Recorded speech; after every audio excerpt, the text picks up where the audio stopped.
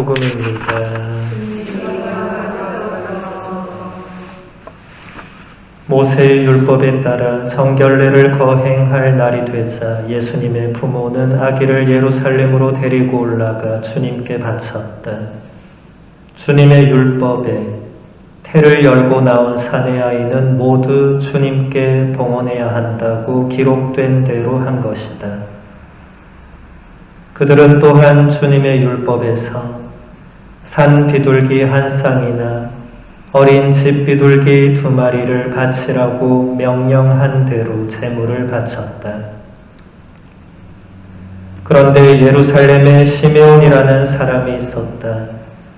이 사람은 의롭고 독실하며 이스라엘이 위로받을 때를 기다리는 이였는데 성령께서 그 위에 머물러 계셨다. 성령께서는 그에게 주님의 그리스도를 뵙기 전에는 죽지 않으리라고 알려주셨다. 그가 성령에 이끌려 성전으로 들어갔다. 그리고 아기에 관한 율법의 관례를 준수하려고 부모가 아기 예수님을 데리고 들어오자 그는 아기를 2 팔에 받아 안고 이렇게 하느님을 찬미하였다. 주님, 이제야 말씀하신 대로 당신 종을 평화로이 떠나게 해 주셨습니다. 제 눈이 당신의 구원을 본 것입니다. 이는 당신께서 모든 민족들 앞에서 마련하신 것으로 다른 민족들에게는 계시의 빛이며 당신 백성 이스라엘에게는 영광입니다. 주님의 말씀입니다.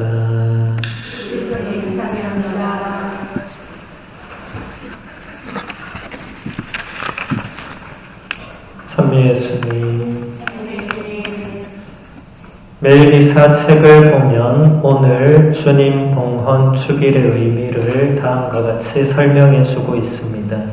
교회는 성탄 다음 40일째 되는 날, 곧 2월 2일을 주님의 성탄과 공현을 마감하는 주님 봉헌 축일로 지냅니다. 이 축일은 성모님께서 모세의 율법대로 정결례를 치르시고 성전에서 아기 예수님을 하느님께 봉헌하신 것을 기념합니다. 예루살렘에서는 386년부터 이 축일을 지내왔으며 450년에는 초봉헌 행렬이 여기에 덧붙여졌습니다. 성 요한 바오로 2세 교황님은 이 날을 축성 생활의 날로 제정하여 주님께 자신을 봉헌한 수도자들을 위한 날로 삼았습니다. 이에 따라 교회는 해마다 맞이하는 이 축성 생활의 날에 수도 성소를 위하여 특별히 기도하고 축성 생활을 올바로 이해하도록 권고합니다. 조금 긴 설명을 제가 다 읽어드렸는데 이것을 통해서 우리는 주님 봉헌 축일이 4세기부터 신자들이 지내온 아주 오래된 축일이라는 것을 알 수가 있습니다. 지금이 21세기니까 1700년 동안 이 축일을 지내왔다는 거죠. 또 이미 5세기부터 신자들이 주님 봉헌 축일에 초를 봉헌했고 이 전통에 따라서 오늘날까지도 우리 교회는 한 해 동안 사용할 제대초와 가정초를 이 축일에 축복합니다. 그러니까 1600년 동안 초를 봉헌하고 초를 축복하는 이 예식을 행해왔다. 우리가 방금 제가 간단하게 축복을 했는데, 원래는 여러분 매일사책을 좀 자세히 읽어보면 성대한 입당, 행렬, 초를 들고 이렇게 봉헌하던 이게 다 우리 전통들이에요. 근데 오늘 하나도 안 했어요. 저는 전통을 전공한 신부잖아요. 이럴 때 참 고민이 많습니다. 전통은 살려야 되는데 살리려 하면 여러분이 몹시 피곤해지고, 그러니까 그래 생략하고 오늘 분향도 해야 되는데 안 했어요. 분향하려면 또 제대로니 숯불 밖에서 추운데 막 웅크리고 불 피우고, 이제 신부가 마음이 안 좋잖아요. 다 생략 이렇게. 이런 게 참 맞는 건가? 이렇게 계속 약식으로 하는 것이 좋은 건가? 저는 늘 그런 질문을 마주하게 됩니다. 전통의 좋은 점은 살리고 불필요한 건 당연히 안 하는 게 맞지만, 이런 고민들이 꼭 들게 됩니다. 또 성 요한 바오로 2세 교황님은 오늘을 주님께 자신을 봉헌한 수도자들을 위한 날로 선포하셨습니다.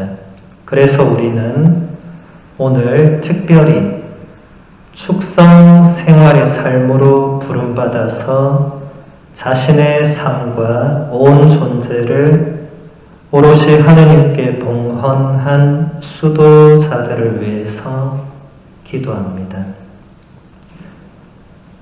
이게 예전에는 봉헌 생활의 날이라고 번역을 했었죠. 근데 이게 이제 원문상으로 이게 비타 콘세크라타, 이게 라틴어 원문인데 봉헌이란 단어가 아니에요. 이게 축성하는 의미가 있거든요. 근데 한국 교회가 이걸 계속 봉헌 생활의 날이라고 불렀는데 이 원문하고 의미가 안 맞으니까 이제 어떤 컴플레인 혹은 바꿔야 된다는 의견이 있었겠죠. 그래서 언제부턴가 축성 생활의 날로 바꿨더라고요. 이런 건 잘한 거예요. 우리가 사실 우리 본당은 수도자가 없으니까 여러분들이 수도자들을 볼 기회가 별로 없지만, 사실은 수도자들이 자신의 온 삶을 봉헌해서 우리 교회와 세상을 위해서 평생을 바치시고 있는 분들이죠. 그런 분들의 봉헌만을 예전에는 강하게 부각을 시켰다면, 요한바오로 교황님이 그 삶을 이건 축성된 삶이다. 그러니까 인간의 편에서 봉헌하는 의미보다 하느님께서 그 삶을 축성해주는, 특별하게 성별해주는 그 의미가 더 크다. 그러니까 요한바오로 교황님이 그 수도자들의 그 삶에 대한 의미를 굉장히 더 높여주신 거라고 보시면 됩니다. 내가 봉헌하는 거랑 하느님 축성해주는 것은 완전히 다른 차원이잖아요.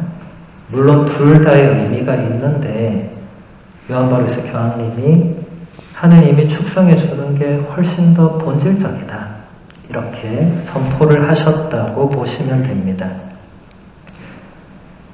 성 바오로 6세 교황님은 수도자들에 대해서 이런 말씀을 하셨습니다. 수도자들은 존재의 가장 깊은 곳에서 절대자이신 하느님을 갈망하고 성덕으로 부름받고 있는 교회 생활의 활력에 결합되어 있습니다. 수도자들은 바로 이 성덕을 증언합니다. 수도자들은 참 행복의 근본적인 요구에 온전히 헌신하고자 하는 교회의 바램을 구현합니다. 수도자들은 그들의 삶을 통하여 하느님과 교회와 형제들에 대한 전적인 헌신을 보여주는 표지가 됩니다. 굉장히 말이 어렵죠. 이분이 1900년대 중반에 활동하셨던 분이니까 아무래도 표현들이 지금 사용되는 표현들과 좀 다른 부분이 있습니다.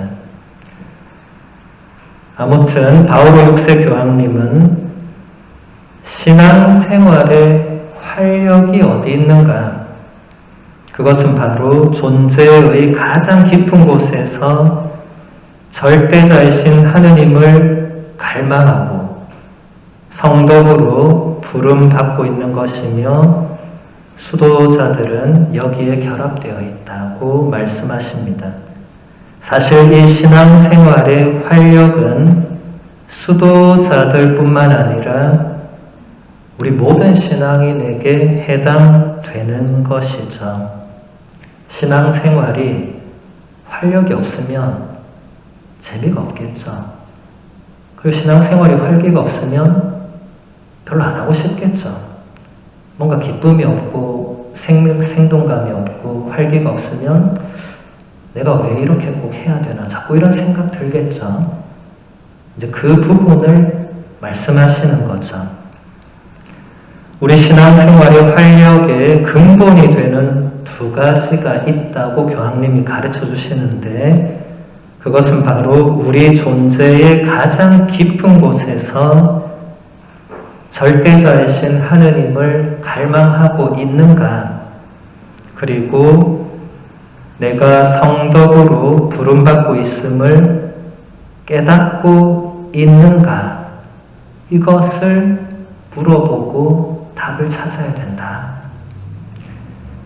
여러분, 요한복음서 1장에 보면 예수님의 첫 번째 제자들이 탄생하는 과정에서 세례자 요한의 두 제자가 예수님을 따라가죠. 그때 예수님께서 두 제자에게 이런 질문을 합니다. 무엇을 찾느냐? 여기서 찾느냐라고 번역한 동사는 그리스어 제테오고, 이 단어는 찾는다는 의미 외에도 갈망하다, 열망하다, 간절히 원하다, 이런 의미가 있다고 제가 자주 말씀드렸죠. 바오로 6세 교황님은 바로 그 갈망, 예수님도 첫 제자들에게 그걸 물으신 거죠. 너희는 무엇을 그토록 갈망하느냐? 여러분도 한번 생각해 봐야 되는 거죠. 신앙생활을 하면서 내가 정말 간절히 원하는 게 무엇이냐? 그게 예수 그리스도냐? 아니면 로또 당첨이냐? 그것도 아니면 우리 자식들의 번영이냐? 생각해 보라는 거죠.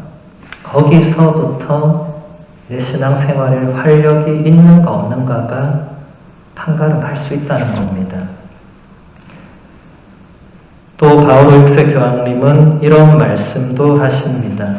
과거에도 그러했던 것처럼 지금도 복음화에 대한 수도자들의 기여는 막대합니다. 그들은 자신을 봉헌함으로써 기꺼이 자유롭게 모든 것을 버리고 세상 끝까지 복음을 전하러 떠납니다. 그들은 진취적이며 그들의 사도직은 흔히 감탄할 만한 독창성과 자질을 드러냅니다. 또한 그들은 헌신적입니다. 흔히 선교의 최전선에서 건강과 심지어 생명의 위험까지 무릅쓰며 수고하고 있습니다. 참으로 교회는 그들에게 많은 것을 빚지고 있습니다. 이 말씀을 들으면 여러분들이 충분히 성녀 마더 데레사나 우리나라의 이태석 신부님이나 그런 분들을 떠올릴 수 있겠죠. 그런 수도자들이 정말 그런 세상 끝 가난한 곳들을 찾아가서 정말 온몸을 바쳐서 헌신을 하셨죠. 그런 것에 우리가 빚을 지고 있다는 거죠. 교황님의 이 말씀은 우리가 생각을 해봐야 될 부분입니다. 우리 신앙인들은 수도자들에게 많은 것을 빚지고 있다. 물론 우리 이튼타운 본당 공동체는 수도자가 없기 때문에 평생을 여기서만 신앙생활을 하신 분들에게는 교황님의 이 말씀이 낯설게 들릴 수 있습니다. 내가 수도자를 만난 적도 없고 뭐 그런 게 없는데 뭘 비치고 있단 말인가 이런 생각이 들 수 있다는 거죠. 교황님의 말씀은 우리가 직접적으로 수도자들에게 뭔가 구체적인 빚을 지고 있다는 의미가 아니라 전 세계 곳곳에서 활동하시는 모든 수도자들의 봉헌과 희생과 노력과 헌신에 우리가 포함된 우리 교회 전체가 빚을 지고 있다.